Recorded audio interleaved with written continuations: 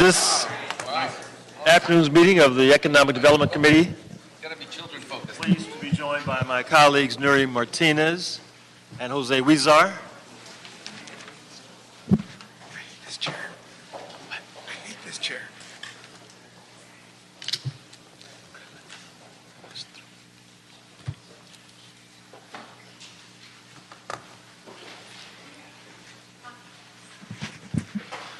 Okay, we're going to take things slightly out of order and start with item 7.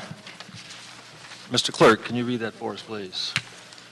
Item number 7 is a CLA and CAO joint report relative to a framework for administering the bond expenditure agreement and bond spending plan and establishment of a bond oversight committee. This item is also referred to the Personnel and Animal Welfare Committee. Gentlemen, the floor is yours. Thank you. Good afternoon, Chair and committee members. I'm Oscar Ishka with the Office of the Chief Legislative Analyst, and with me is Josh Romer with the Office of the City Administrative Officer. the item for your consideration is in follow-up to previous actions that this body and the City Council took in approving a bond expenditure agreement and related bond spending plan with the CRALA, designated local authority, in the City of Los Angeles. The bond expenditure agreement allowed for the transfer of approximately $84.1 million in unspent bond proceeds.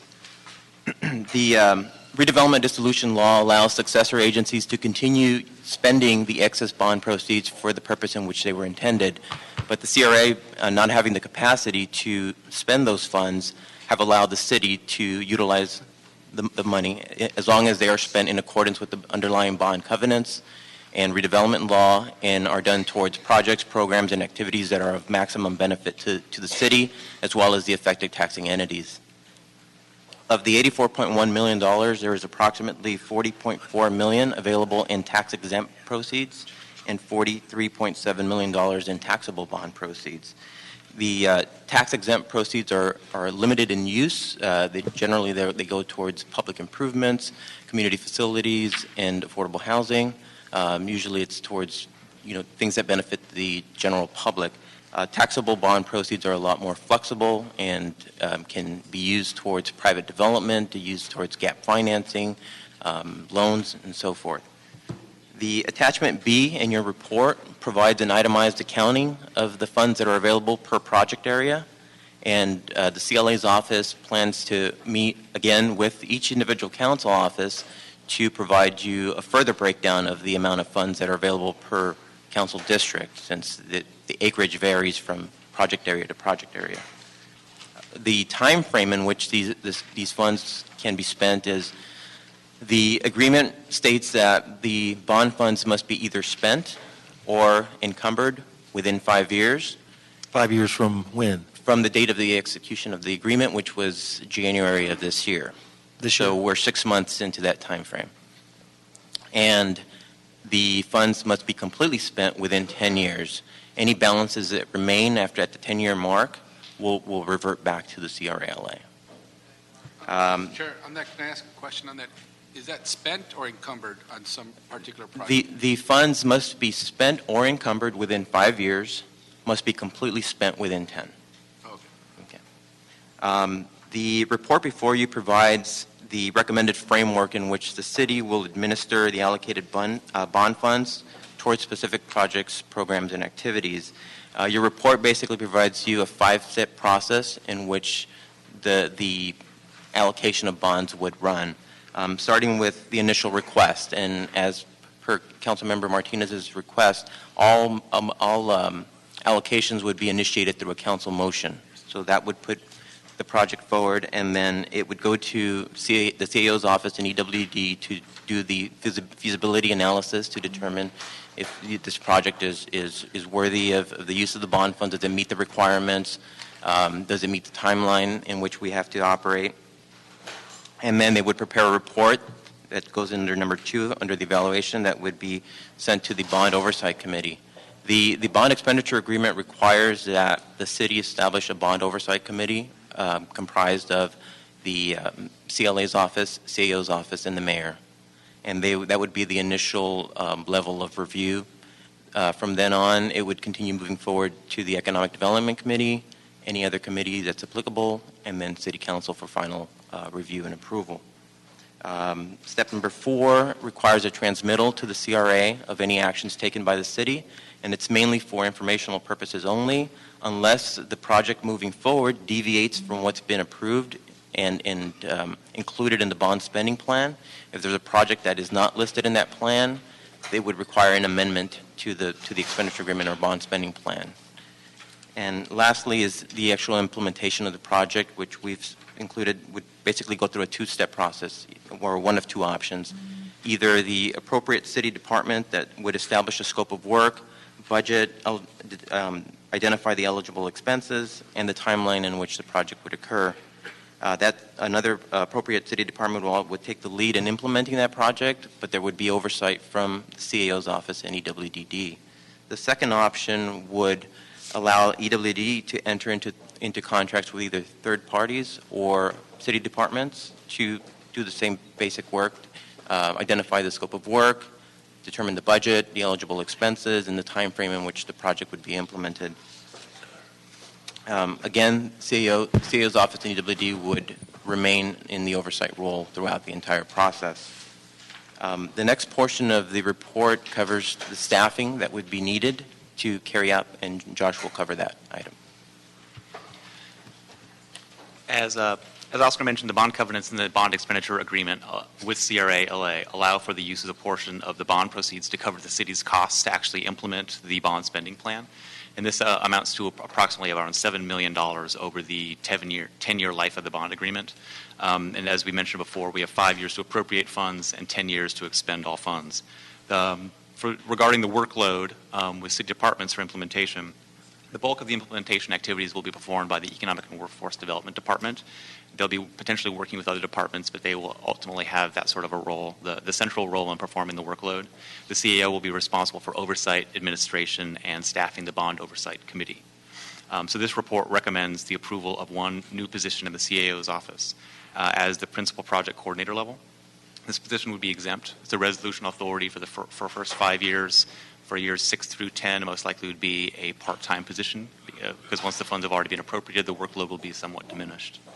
The report also recommends and requests that Economic Workforce Development Department report back to the Bond Oversight Committee and to this group and council with a more detailed staffing plan. That could include up to 4 resolution authorities over the 5 plus the additional 5 years of the bond expenditure agreement. Per our preliminary discussions with EWDD regarding staffing, we believe that the total costs would not exceed $684,000 a year. So over the first 5 years of the program, it would be approximately $3.4 million. And that is the first 5 years is when the bulk of the workload will actually be performed. In years 6 through 10, the activity will focus on spending the appropriate proceeds, and the city will require a reduced number of positions. The staffing model that is presented here is designed to be conservative. It's well underneath the $7 million admin cap we have over the 10-year term. It also provides flexibility to the Bond Oversight Committee and to Council to assign other departments to work to effectuate bond spending plan projects independently or along with EWDD.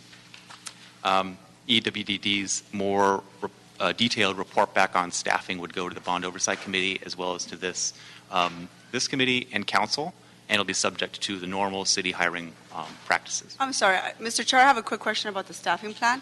Are you bringing the staffing plan back? Are you bringing it back to council for final approval? Yeah, so there's two separate funding. Right, it's going to come to committee, Yes. and then it's going to go back to council for final approval? Have the positions been authorized, or do you have to go to council to authorize the positions? We'll have to, subsequent to this committee, would have to go back to committee for approval. I'm sorry, to council for Council approval. for final approval. Yes. I would like to add that attachment A to your report provides a more detailed rundown of the roles and responsibilities that the staff would take in doing the analysis of each project going forward. And with regards to the $84.1 million, the funds have already been transferred to the city. They're with the controller's office, and there's been individual accounts set up for each project area. So upon this report's recommendations being fully adopted, the city would be in a position to begin that process fairly quickly. So that was Mr. Chair, I had another question in terms of how we're paying for this out of the different project areas. So I just want to ensure that not only certain projects areas are going to have to bear the burden of paying for the administrative costs to administer the bond. I just want to make sure that it's across the board and all project areas are contributing to this. Well, that's one of the items that remains open because it has not been determined yet, but in discussions with our office and the CAO's office, we felt that it would be in the best interest for the Bond Oversight Committee to make that determination. We do have a few thoughts about how it, some recommendations and about how it could be split up. But, so will you bring that item back then? Because I'm not comfortable moving forward if only certain areas are going to bear the burden of having to pay for the administrative costs of administering the bond. I want to ensure that it's across the board. Yes. Any recommendations that the Bond Oversight Committee makes will go to the Economic Development Committee, so you will have an opportunity to weigh in and make a determination. So we're still within the 1%, is it 1% for administering the bonds For and the county programs as well as right. the 15% for staff? Correct. Are we still within those parameters? Okay. Right. The 1% is mainly towards accounting. 15% is more for project management, oversight, and so forth. Okay, any other questions? I've been joined by Councilman Cedillo. It's all good. Okay, then, if there are no other questions, we'll approve that CLA. I'm sorry, Mr. Chair. I have another question. Okay. And this is in regards to sidewalk repair. Since we have entered into a settlement agreement about the $31 million that the city is going to commit per year towards sidewalk repair, how much of this money is the city looking at dedicating towards the $31 million? None? At this point, none of the proceeds, these bond proceeds are dedicated, are going to be used to. It's one of the add things that you could 30.1. use it for, though. It absolutely is. But as was described before, the expenditure of all these funds would be directed by council motion. Okay. So it depends on. So council as of district right by- now, we're very clear that they're not going to tap into this money to make up for the $31 million. That is correct. At this Okay. time, I just want to make sure. Yes.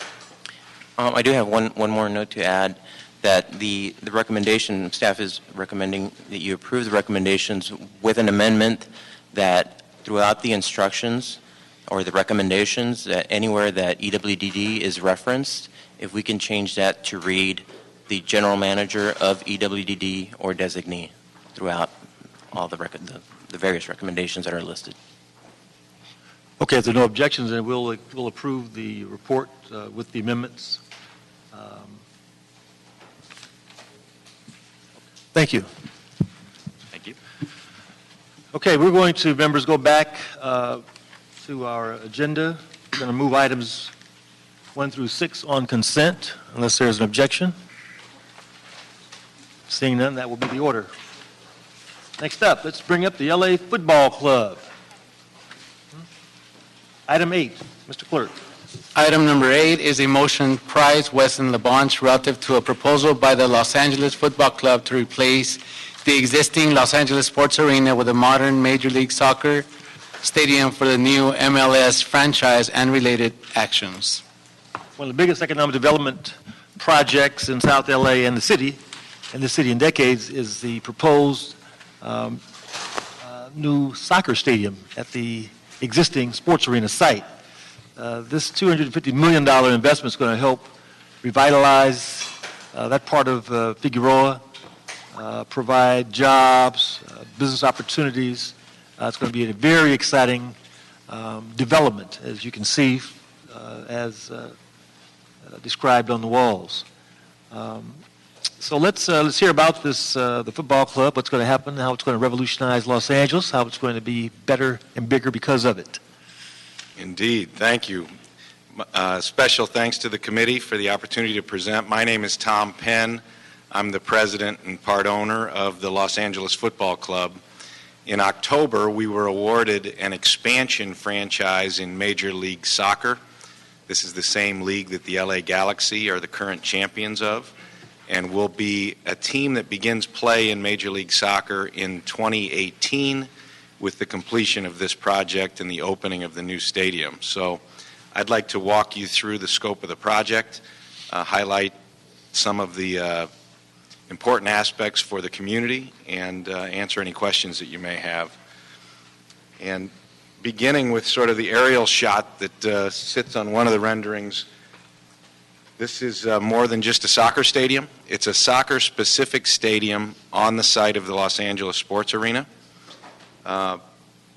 We've asked that Gensler, as our architects, to take the soccer footprint, as you see on the right, and push it closer to Figueroa and embrace Figueroa Street, which opens up the area closest to the Coliseum and the Peristyle as an activation point every day out of the year.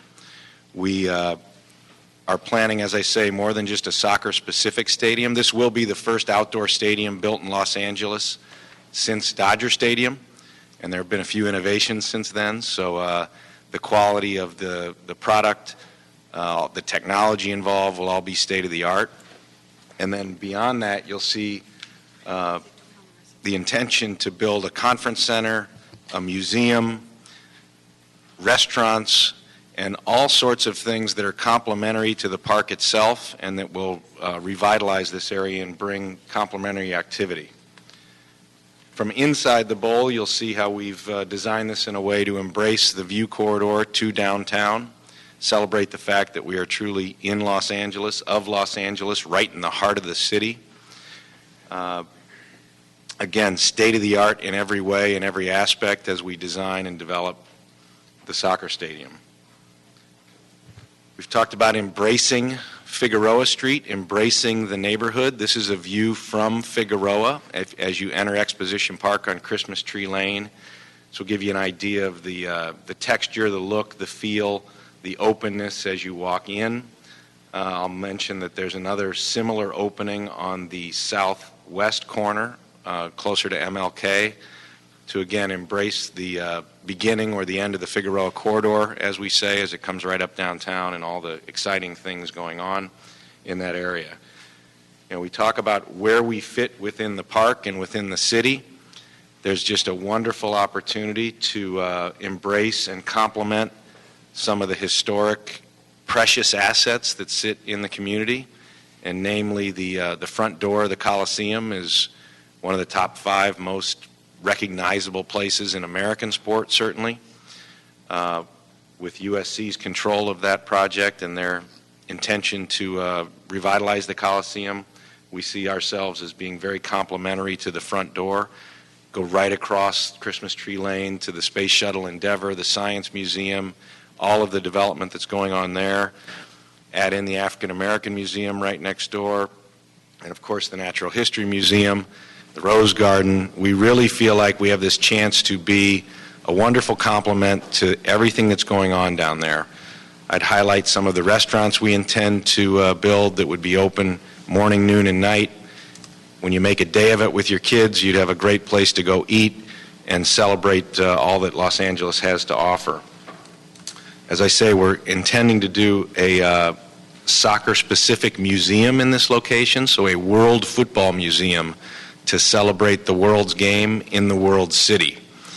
When I say world's game and world city, that's the fundamental essence of what we're attempting to do with our mission and our vision, is to unite the world city around the world's game. The love affair with this game runs through all ethnicities, all ages, and is, as we all know, growing as we watch the Women's World Cup going on right now in Mexico, or up in Canada. Mexico, Colombia. What's the score? Do you know? But it's fun and it's interesting. The level of interest in the Men's World Cup last year, the Women's World Cup, the year we're coming online will be another Men's World Cup year. And if you can just imagine all the growth in the sport, and we'll be the bright and shiny new cathedral of soccer in America right here in Los Angeles. Have you been guaranteed a World Cup yet? Have we what? Have you been guaranteed a World Cup? Well, there's a little World Cup news going on, isn't there, with FIFA? I don't know what's going to happen.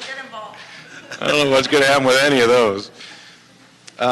We want to highlight the public space comparison with the way the sports arena sits right now and the fence around the perimeter of the property. The yellow highlights sort of on the left the existing public spaces. And with the way we've designed this, as it opens up to the street without a major fence, there's this opportunity for just more common public space, less walled-off corner of the park. And we look forward to working with the park in the next master plan, the iteration of the master plan, and being good participants in that process. Economic impact, the numbers always blow me away when you start really adding up what it is. We've talked about the construction impact of $274 million, an operational impact of $129, and when you roll it up over the 30-year period, nearly $3 billion of economic impact from this $250 million private investment of our ownership into this project. Of course, it's all about jobs, too. Jobs. That totals up to 3,000 jobs when you factor in 1,200 associated with the construction of the project and 1,800 when you get into the permanent operations and activation. We had our event 3 weeks ago where we announced the stadium, and it was great to see all of organized labor, all labor groups represented. They got up there for a team photo on stage, and it was pretty powerful to see all the workers there in support of the project. So we look forward to having a diverse workforce. We look forward to investing this money wisely, and we look forward to the partnership and cooperation of the city, of the Coliseum Commission. It's important that we stay on time, and we have an aggressive time frame for the environmental impact report, for our agreement with USC, and for our cooperation with the city. So thank you for the opportunity to broadly present, and I would welcome the chance to answer any questions. Again, thanks for the presentation. We are excited about this potential addition, not potential, but the planned addition to Exposition Park. You talked about the 1,800 permanent jobs that the project is going to create. What kind of commitment are you making at this point to local hire, to making sure that folks from the community, from the general vicinity, are able to be a part of this process, both during pre-construction, during construction, during post-construction? Talk a little bit about commitment to hiring locally and local involvement. It's been a high priority of ours to have a diverse workforce and to have a commitment to local workforce. The experts that we're hiring to construct the building, that's been at the core of our discussion with them, the importance of doing so. We want to be as aggressive as we can be in terms of setting goals and reaching those goals, and I can just express to you, as we've said all along, that this is our intention to hire local, hire diverse, and build it the right way. Well, we certainly take you at your word, but we want to also make sure that there's a firm written commitment to make that happen, and I know that as your team finalizes its proposal, we're going to be looking at that very carefully and look forward to partnering with you on that to help you achieve those goals, because we think this can really be a project, a model project for other public-private partnerships in the city and throughout the state as well. Talk a little bit about the philanthropic projects of LAFC and how you intend to connect with the community, perhaps in some ways that Sure. others have not. Well, as you know, we're a startup franchise, and it's all in process, changes day to day. We've had some wonderful connections with the city already and with the 9th District and with some specific programs that are already underway. This is the world's game, and children from all over the community embrace this game. So I'll give you a couple of examples of what we're already engaged in and what we intend to do, the broad scope of which is all going to be outlined as we form the franchise or the club. So, number one, think about this World Football Museum and the opportunity to have an organized program with children from all over the city to come experience health, wellness, and how it's expressed in sport, and to have the opportunity to see that in connection with the Science Museum and the other assets that are down there. There are some great models out there for that type of organized program around education, health, and wellness. And, of course, sport is key to that. We've connected with the Los Angeles Football Club, a leadership academy down at Augustus Hawkins High School, right there that's a fascinating program in partnership with the LAPD, where it's a leadership program around soccer activities on the weekend. So Augustus Hawkins High School creates a safe haven for the children to get together, to have a clinic, and to go through that. We've been a part of that. Henry Wynn, our managing partner, has spoken to the leaders in high school. The kids in high school they perform this for all the children in the neighborhood. This is a really impactful way to bring families together, bring kids together in a safe environment on Friday nights. So you can just imagine where that could go with our partnership and our commitment and our brand behind it. Any other questions, members? I just have a couple of questions. So what's currently the arena is being managed or operated by USC, correct? Yes. So what does that look like moving forward once you build the stadium? So they'll continue to operate the sports arena until we complete our entitlement process. So they're still open for business for concerts. What do they do? They do mostly concerts there? I think they do some concerts, some bigger concerts, some of the Rehearsals? No. a lot of rehearsals. They'll rent it out at commercial shoots. But they haven't invested anything into capital improvements of the actual facility, right? I mean, there isn't any of that. I don't know. I don't know what they've invested, but I was there about a year and a half ago, and well, I'll just So- leave it at that. right. So then, speaking of demolition, so once it's ready for demolition, when we get through the entitlement process, we will take control of the site, and then we will manage and operate it Okay. there forward. So once the project is complete, our operation will be charged with all activities ongoing within that 15-acre plot. And will it also be a place would it be a concert venue?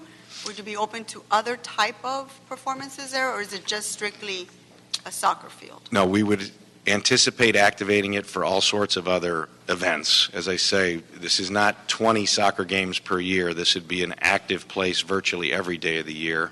Concerts are certainly a possibility. Friendly soccer matches and other events. The house could be scaled to different sizes. It's such a great location right there on the light rail line and in a place everyone's familiar with ample parking for our purposes. And then the conference center that we would put in there would keep it active every day of the year with significant academic and corporate conferences.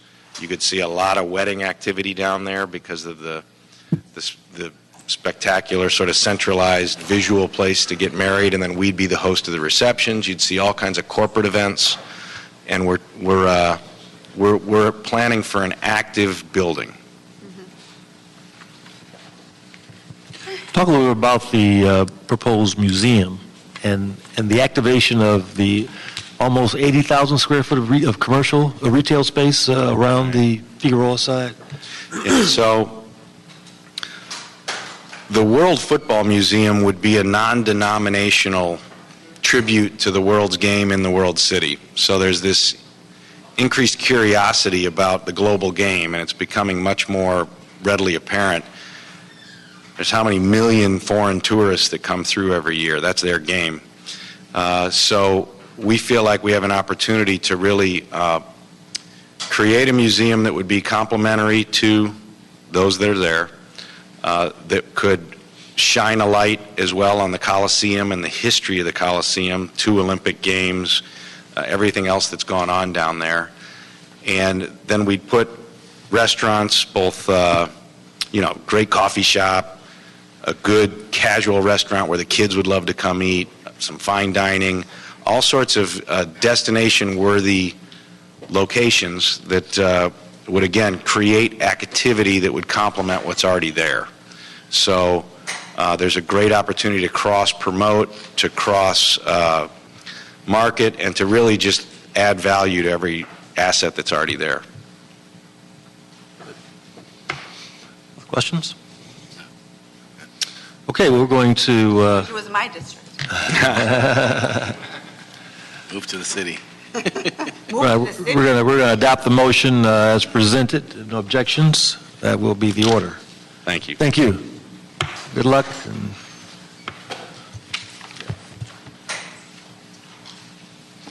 Okay, we're going to call up items 9, 10, and 11 together.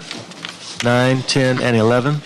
Item number 9 is a motion price Krikorian relative to the issuance of a request for information to seek parties interested in developing a convention center, hotel, and amenities in city-owned parcels at the Los Angeles Convention Center.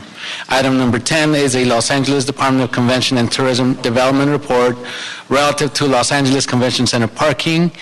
And item number 11 is a verbal report from the Los Angeles Department of Convention and Tourism Development and the Public Works Bureau of Engineering on the status of the Los Angeles Convention Center renovation and expansion design competition.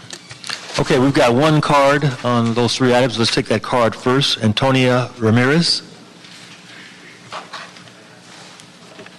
Please come forward.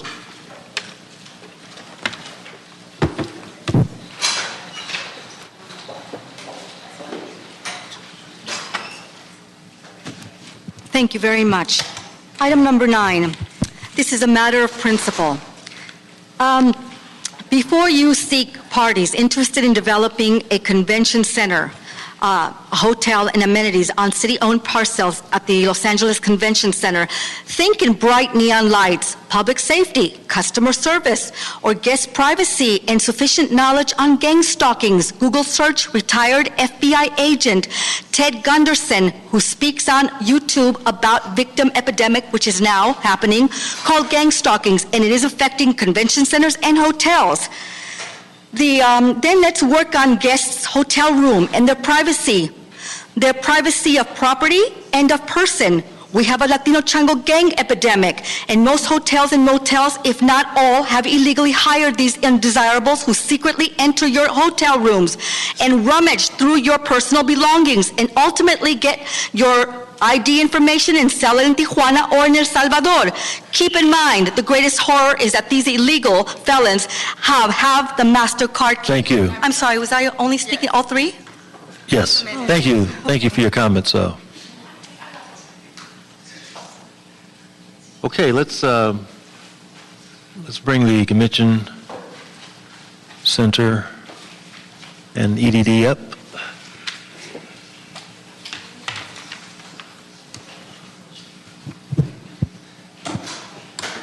For your respective reports and comments. Mr. Chairman, members of the committee, thank you very much for having us here again today. And by the way, congratulations on the soccer arena. I know we've been working on that for years. From a citywide tourism point of view, it's a home run, a total goal for the city. So congratulations on making headway on that. This is also an exciting time for us at the Convention Center, as you know, because of prior reports that we've been working on modernizing and expanding the Convention Center for some time. The models are down in the rotunda now, so if you haven't had a chance to see the models in the rotunda, we encourage you to stop by and see them.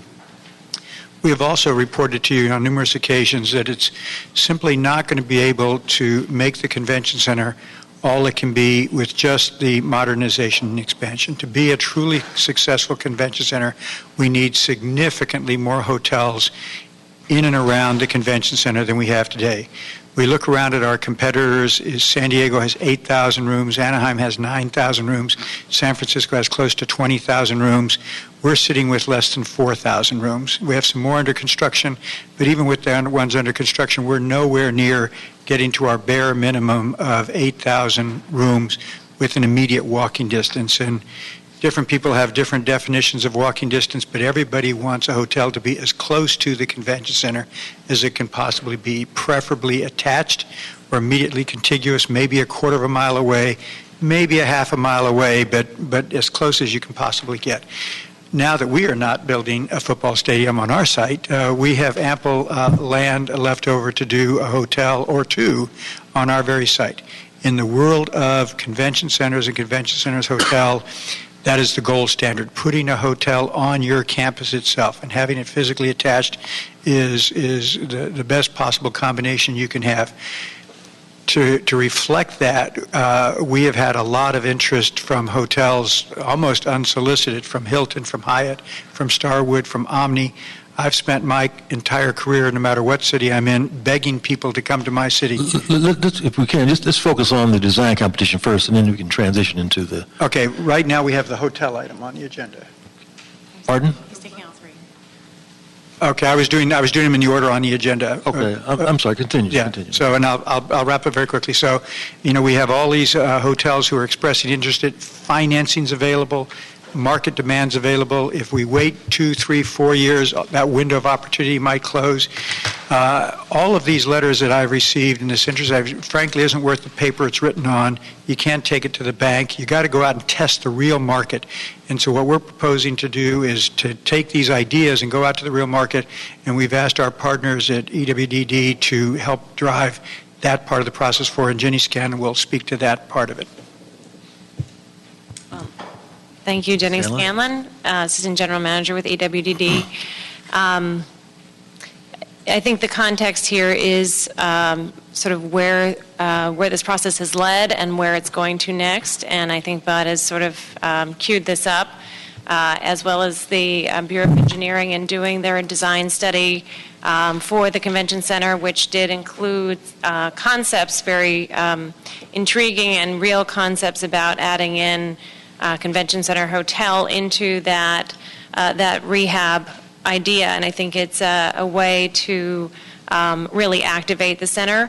Our job is to facilitate taking that to the next level with a request for information. We have identified a contractor who has been approved by the city, who has lengthy and extensive experience in going out to the market, specifically around headquarter hotels and convention center hotels, who we would be able to bring on with the funds coming through the convention center.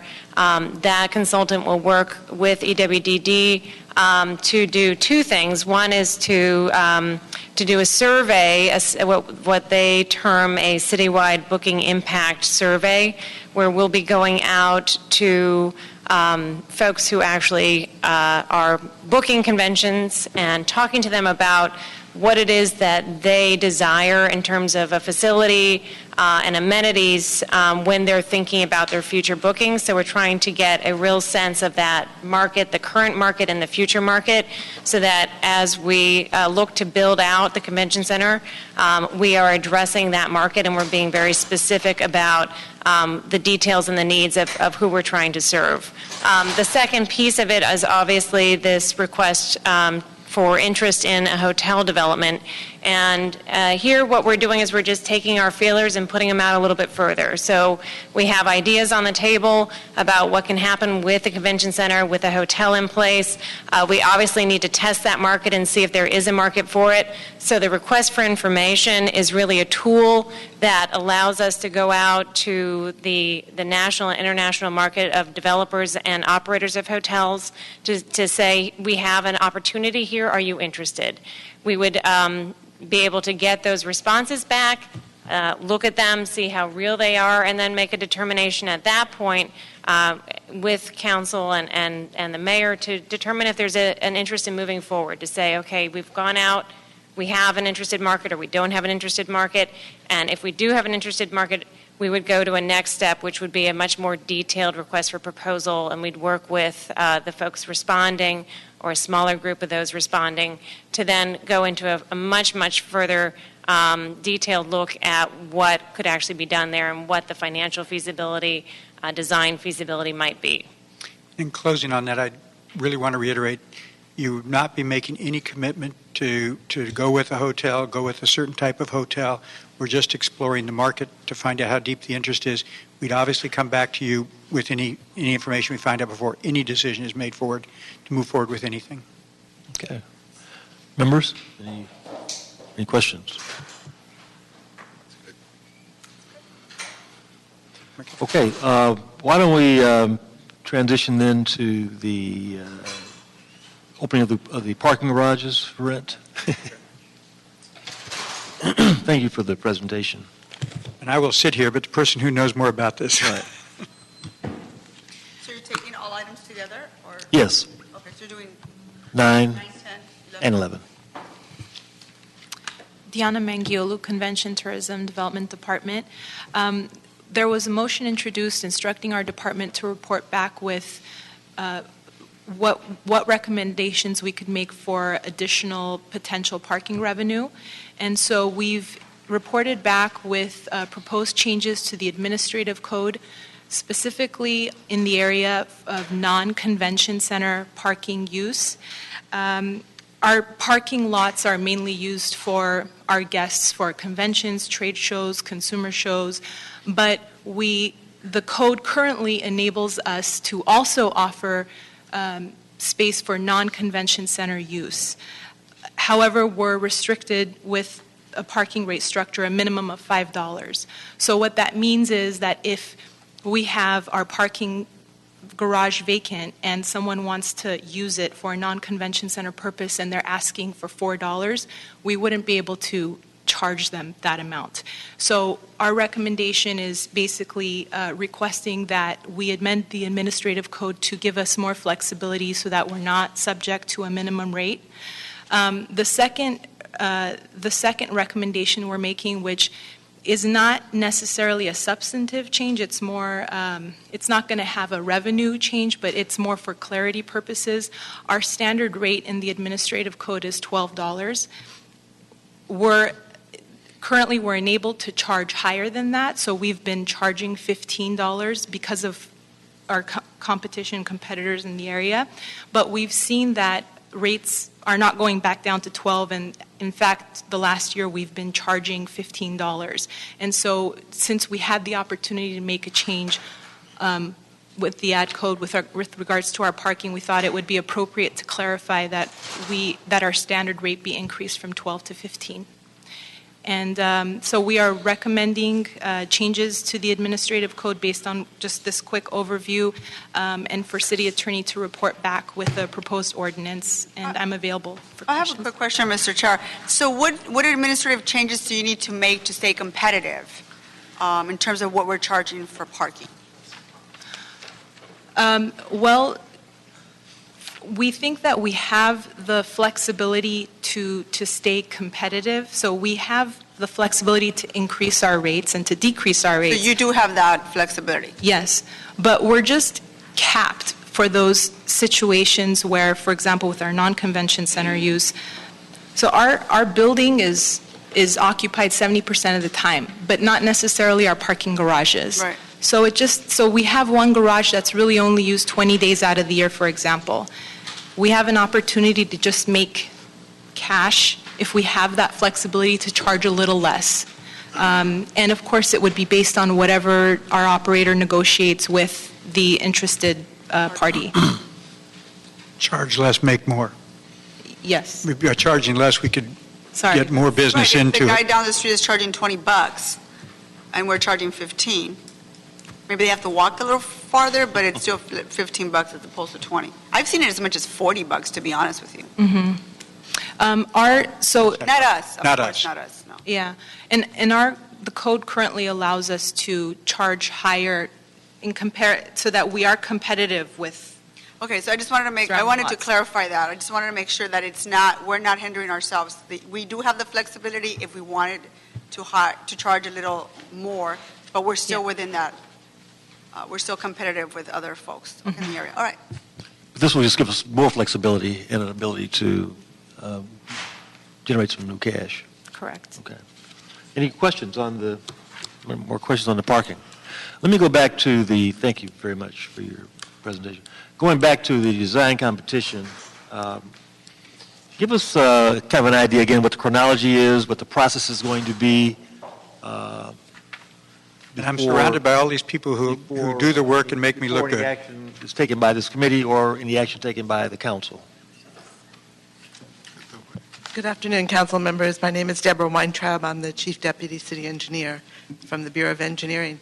So I'm very happy to be here today to let the committee know that we have 3 really interesting proposals as a result of the design competition that we initiated last year.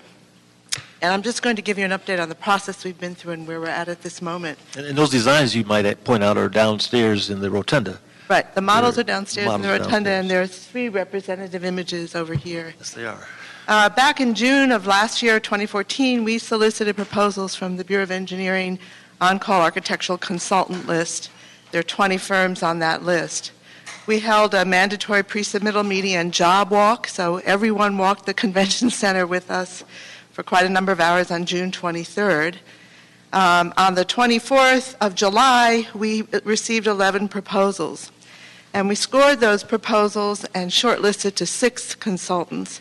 And I would say that because we're using the Bureau of Engineering on-call list, they're all local firms. So we shortlisted to 6 and interviewed those 6, and then from those chose 3 to proceed on to the design competition phase.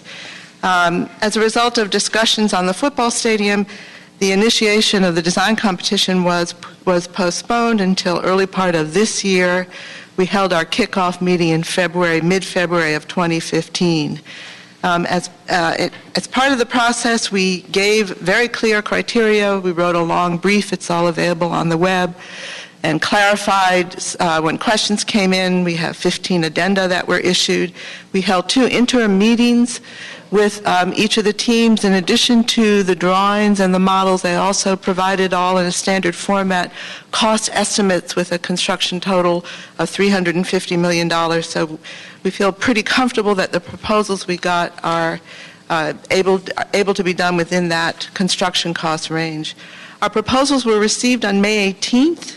The models and the boards were made available to the public from May 20th through June 4th at the Convention Center. We then held a public meeting on June 2nd at the Convention Center, which was attended by approximately 200 people. So we had very good attendance. We had to bring in more chairs for that meeting. We also held a meeting, 3 boards together, a joint meeting of the Board of the LA Convention Tourism Development Commissioners, the Board of the LA Convention and Exhibition Center Authority Commissioners, and the Board of Public Works, and that was on June 3rd. At this point, the staff is scoring the proposals based on the previously established criteria, and we anticipate coming back with a recommendation to the CLA, CAO, and to Council sometime in the next week or so. So that's where we stand. All right, thank you. I do want to note there has been an extensive public outreach process, and you mentioned the public meeting here that had almost 200 in attendance. I think that was a great opportunity for some input. I have a question. When is the selection committee going to submit its recommendation to the City Council? What's the timeline? My goal right now is to have our recommendation done next week. Next week, and then it gets forwarded, it comes back to committee? Yes. So we're not going to, in council, we wouldn't see it until after we come back from recess? Well, if there's a perfect world, we'd like to get it to you on the 23rd. Before we recess? Go to the council, but the world isn't always perfect. We'll work with your staff to get it to you as soon as we can. Okay. Our goal is to get it before you go on break. Good. Other questions? Okay, then without objection, members, let's move to approve the motion in item 9 and the report recommendations in items 10 and 11. Just 10? Just the report recommendations in 10. If there are no objections, that'll be the order. Thank you. Mr. Clerk, is there any other business before us at this time? Yes, sir. We have 2 cards for general public comment. Okay. So public comment. Let's have up Susan Roca and Antonia Ramirez. Again, please. Public comment.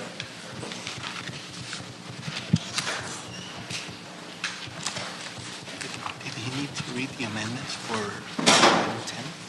Oh, wait a minute. Oh, where are the amendments?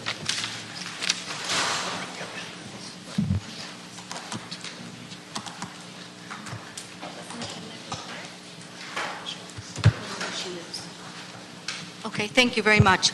In order to stay competitive, you must provide your services and products with sheer excellence. You big hotel corporation enchiladas have cut corners by hiring racist hate mongers, wetbacks, and demonic evil Latino chango gangbangers who have sabotaged the guests, tourists, and law-abiding staff. Stop illegally hiring wetbacks and gangbangers and improve the quality of service, such as hiring proper personnel like military, and stop giving the MasterCard key to every individual who works in the hotel, and so they will not enter the rooms and secretly steal their IDs, rummage through their clothing and toiletries, etc., and make the customer or the guest feel raped. And many of us who have stayed there have felt raped because all of our material beings, everything had gone through by these illegals. And tell somebody at the front desk, they don't, ma'am, nobody goes into your room. Cut the crap. So again, this happens all the time. Please do something about it. Thank you.